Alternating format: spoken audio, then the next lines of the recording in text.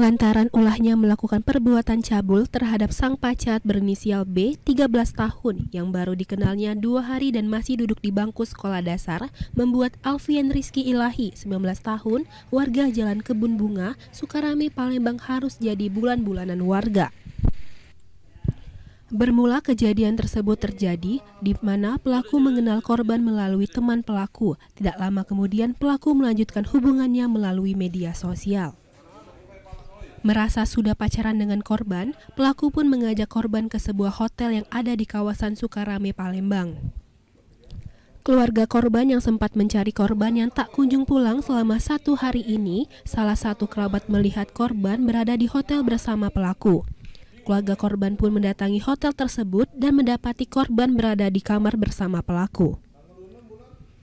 Merasa geram melihat pelaku, warga pun menganiaya pelaku. Beruntung nyawa korban pun berhasil ditolong oleh petugas yang mengetahui kejadian tersebut. Langsung ke hotel. Langsung ke hotel. Oh, kau ajak nginep sudah? Langsung ajak ke hotel. Yo. Berapa hari kau ajak nginep itu? Sehari ya. Nah, pas kau ngawinya tuh? Hari itu lah apa malamnya? Malam Pak. Malam. Berapa kali? Sekali ya. Sekali nih apa? Iya, sekali. Kini pelaku telah diamankan ke Mapolrestabes Palembang guna dilakukan penyelidikan lebih lanjut. Dari Palembang, Muhammad David, iNews melaporkan. Masih menikmati suasana Hari Raya Idul Fitri, warga Jalan Sila Beranti, Kecamatan Seberang Ulu 1, Palembang, harus berjibaku melakukan pemadaman api yang membakar 3 ruko sembako milik warga di Pasar Sila Beranti. Pemadaman menggunakan alat seadanya biar api tidak membesar. Beruntung api tidak sempat meluas ke pemukiman warga. Setelah 3 unit mobil damkar Kota Palembang diterjunkan ke lokasi kejadian dan memadamkan api dalam waktu 30 menit. Diketahui api berasal dari salah satu ruko milik Iskandar yang saat itu dalam keadaan kosong. Sedangkan untuk pemilik ruko baru mengetahui rukonya terbakar setelah warga memberitahunya. Mula api dari mana ini? Mula api dari tengah milik Pak Iskandar. Jadi ada 3 korban pemilik 3 kios sembako. Yang pertama Pak Iskandar, yang kedua Rosdani, dan yang ketiga Putri. Jadi kerugian belum bisa ditaksir, untuk penyebab masih belum bisa kita diselidiki. Tapi dari mana? Kau dari korek gas sebagai apa kan ada korek gas? Ini kita tadi jualan apa cak mana Pak? Dia tutup. Tutup Pak. Bisa libur, jualan dulu. Nah, kita tahu info dari kebakaran tahu di mana ya? Masih tahu ke rumah. Oh, ada asap di warungnya. Itu sudah besar api juga ya? Pak, api besar datang sini. Sementara asal api yang mengakibatkan kebakaran kini masih dalam penyelidikan pihak kepolisian Polrestabes Palembang. Dari Palembang, Muhammad David, iNews melaporkan.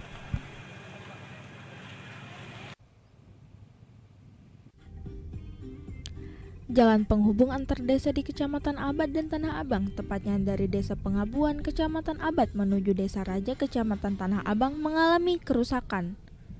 Jalan yang semulanya mulus karena sudah diaspali oleh pemerintah Kabupaten Pali kini rusak dan berlubang.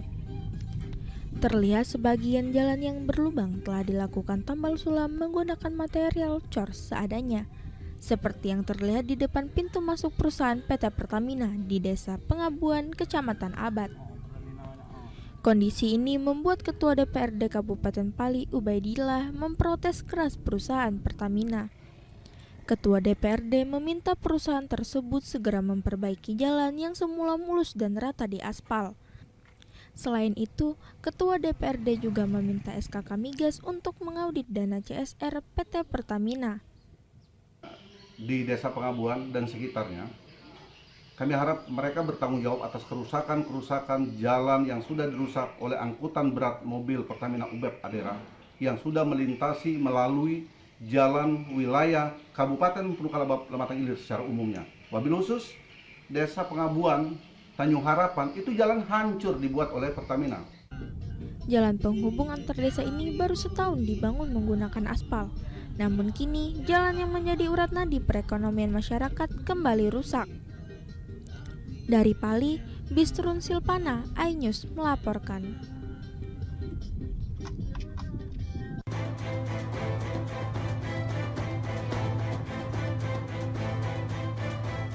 Kebakaran menghanguskan 30.000 hektar area hutan di Gyeongsang Utara, Korea Selatan, termasuk sebuah desa yang penghuninya didominasi para lansia. Sugianto, pekerja migran asal Indonesia yang bekerja sebagai nelayan di daerah Yeongdok, Gyeongsang, tergerak untuk menyelamatkan warga. Bersama kepala desa setempat, Sugianto menggendong sejumlah warga lansia ke arah pantai menghindari kebakaran. Atas jasanya itu, pemerintah Korea Selatan mempertimbangkan visa jangka panjang untuk Sugianto. Dengan visa jangka panjang ini, Sugianto tidak perlu lagi memperpanjang visa kerjanya setiap 3 tahun sekali. Ia juga bisa pindah tempat kerja dengan lebih mudah. Sugianto diketahui telah bekerja sebagai nelayan di Korea sejak 8 tahun lalu.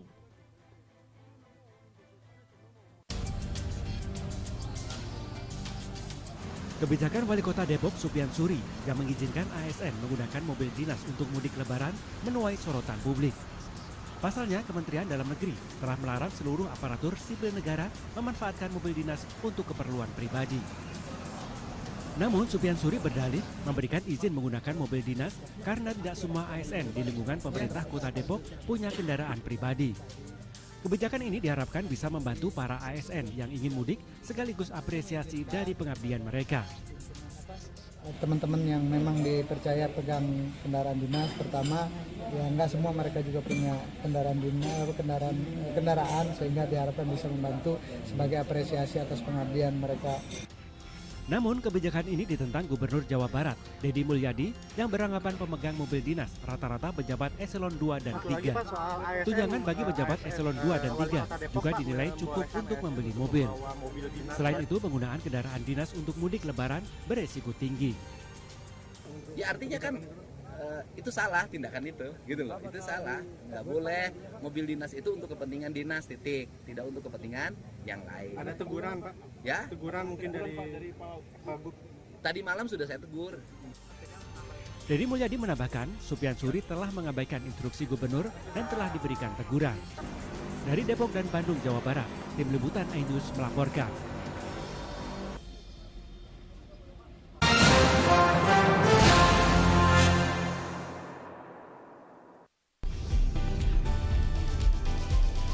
Atika Hasiholan yang lagi seneng banget karena ibunda Ratna Sarumpait akhirnya bebas bersyarat. Kali ini Ruben akan melaporkan oknum yang dianggap menghina Betan dan Thalia Onsu. Digelar di kediaman Jennifer, pasangan ini sampai merogoh kocek ratusan juta rupiah demi menggelar pesta meriah.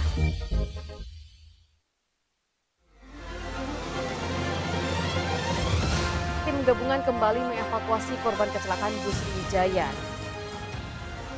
Pemirsa, polisi akan mengumumkan hasil uji balistik penembakan gedung DPR. Pemirsa, razia minuman keras di Tangerang, Banten diwarnai kejar-kejaran polisi dan beberapa pemuda mabuk.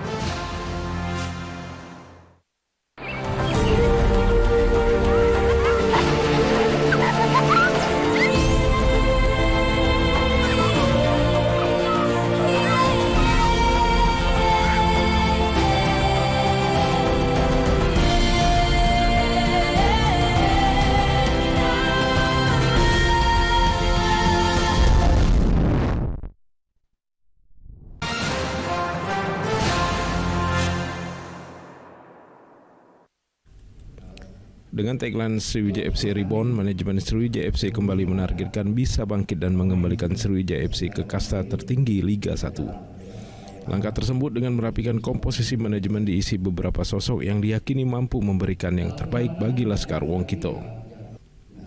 Komisaris Utama PT Sriwijaya Optimis Mandiri Alexander Rusli mengatakan membutuhkan sedikitnya 20 miliar rupiah untuk berkompetisi di musim ini. Alex optimis bisa menggait sponsor karena saat ini beberapa sponsor sudah tertarik untuk mendukung keuangan yang stabil, termasuk meminta dukungan dari pemerintah Provinsi Sumatera Selatan. Sriwijaya FC juga sudah merekrut beberapa pemain asli Sumsel yang pernah dipanggil timnas Indonesia dan juga bermain di Liga 1. Salah satunya Randy Juliansah. Tak hanya itu, Sriwijaya FC juga membidik pelatih yang punya visi mengutamakan pemain lokal ketimbang asing. Angin segar juga didapat Sriwijaya FC dengan masuknya Ketua Umum GP Ansor Addin Jauharudin sebagai Wakil Komod PT SOM di jajaran manajemen. Kehadiran Gus Addin menjadi harapan menggait sponsor nasional. Rebound itu kan karena kita sempat jatuh, rebound itu sebenarnya loncat kembali ke atas kan. Jadi memang kita mau mengembalikan posisi ke Liga 1. Nah, tapi memang kita maju ke Liga 1 itu kan filosofi yang mungkin lebih tegas ya kan ya. Kita mau menggunakan resource lokal, pemain lokal sebaik mungkin, tapi artinya juga perjalanan enggak. Memang masalah finansial masalah yang utama, tapi saya pikir sebelum kepada soal finansial kita rapikan dulu di kita ya. Kita rapikan tim, kita rapikan manajemen, kita bangkitkan semangat para pemain. Nah setelah kemudian itu baru kita bangun kepercayaan publik. Nah kalau sudah kepercayaan publik, saya kira itu lebih gampang untuk kolaborasi dengan semua pihak. Sriwijaya FC juga memastikan berkandang di Gelora Sriwijaya Jakabaring dan memiliki alternatif di Stadion Madia Bumi Sriwijaya Palembang musim ini. Dari Palembang, Bambang Irawan, iNews melaporkan. Kepala Desa Guntung Jaya, Khairul Hamidi mengatakan, ketahanan pangan desa berupa tanaman jagung yang dilaksanakan pada tahun 2024 lalu merupakan salah satu bentuk ketahanan pangan berkelanjutan karena dinilai ada keberhasilan di tahun sebelumnya yakni 2023. Di mana pada tahun 2023 yang lalu pihaknya beserta kelompok tani mencoba melakukan penanaman jagung di lahan 24 hektar dengan jumlah hasil panen yang sangat memuaskan hingga 65 ton.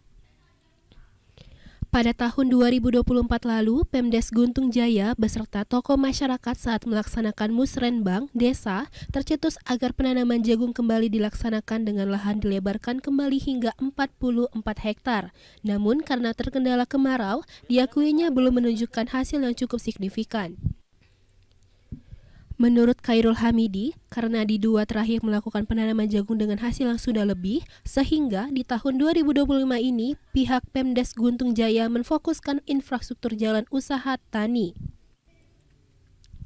Di mana jalan usaha tani tersebut diperuntukkan untuk akses keluar masuknya hasil bumi yang hendak dikeluarkan dari kebun-kebun milik warga, yang dinilai dirinya sangat luas hingga ribuan hektar lahan garapannya. Ketahanan pangan berhubung di tahun 2023 kemarin kami berhasil ketahanan pangan yaitu penanaman jagung yang alhamdulillah pada saat itu didukung oleh harga yang cukup lumayan. Maka kami teruskan untuk tahun 2024 kami teruskan untuk penanaman jagung untuk ketahanan pangan. Yang alhamdulillah untuk ketahanan pangan tahun 2024 karena terkendala musim kemarau kemarin itu agak terlambat. Tinggal lagi menunggu panen. Dari Oku Selatan, Teddy Hendrawan, iNews melaporkan.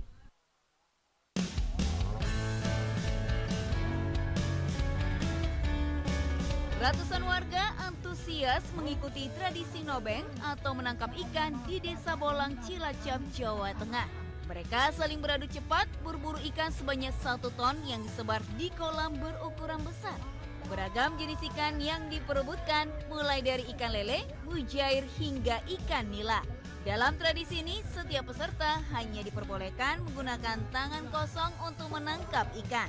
Kondisi kolam berlumpur menjadi tantangan tersendiri bagi peserta tangkap ikan ini.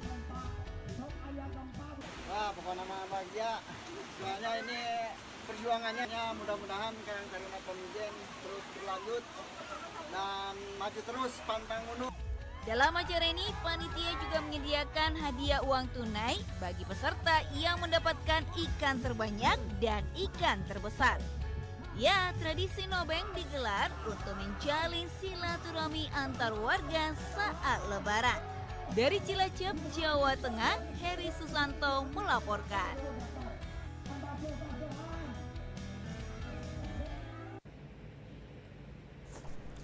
Sebuah hotel kucing di Jalan Sukabangun 2 Palembang ini ketiban rezeki jelang perayaan Idul Fitri 1446 Hijriah.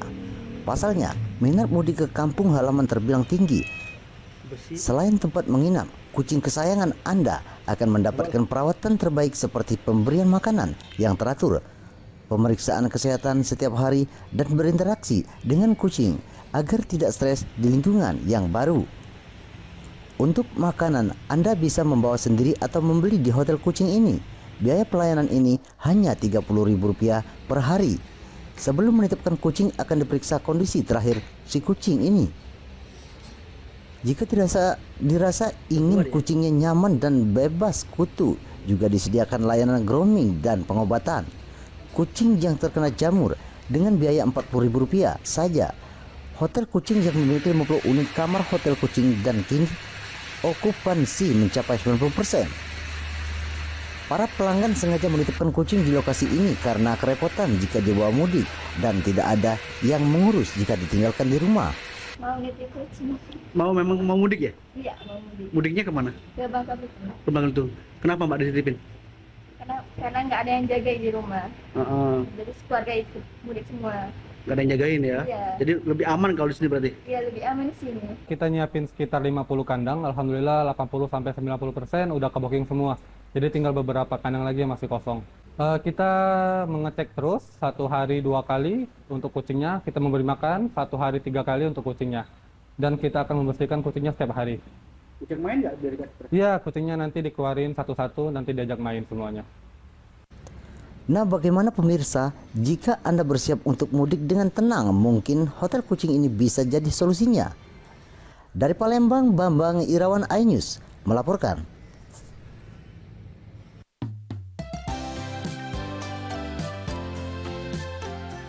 Wisata kuliner di bawah kaki Gunung Ciremai, Kuningan, Jawa Barat ini menawarkan sensasi dipadati pengunjung di masa libur Lebaran kali ini.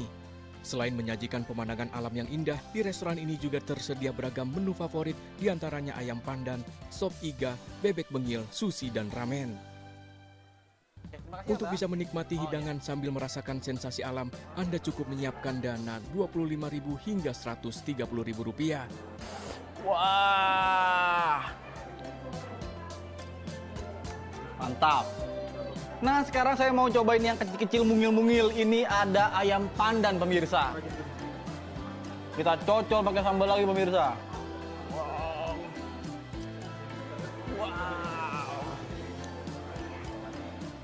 Berbagai menu yang ada di sini. Ini cocok banget bagi kalian semua yang lagi berada di kawasan Kuningan. Kalian harus coba datang ke sini karena selain Anda bisa menikmati kuliner yang ada di sini, kalian juga bisa menikmati pemandangan yang ada di sekitaran sini. Di lokasi ini, para wisatawan juga bisa menghabiskan waktu dengan bermain di kolam renang dan juga mini zoo yang tersedia. Dari Kuningan, Jawa Barat, Tim Liputan iNews melaporkan.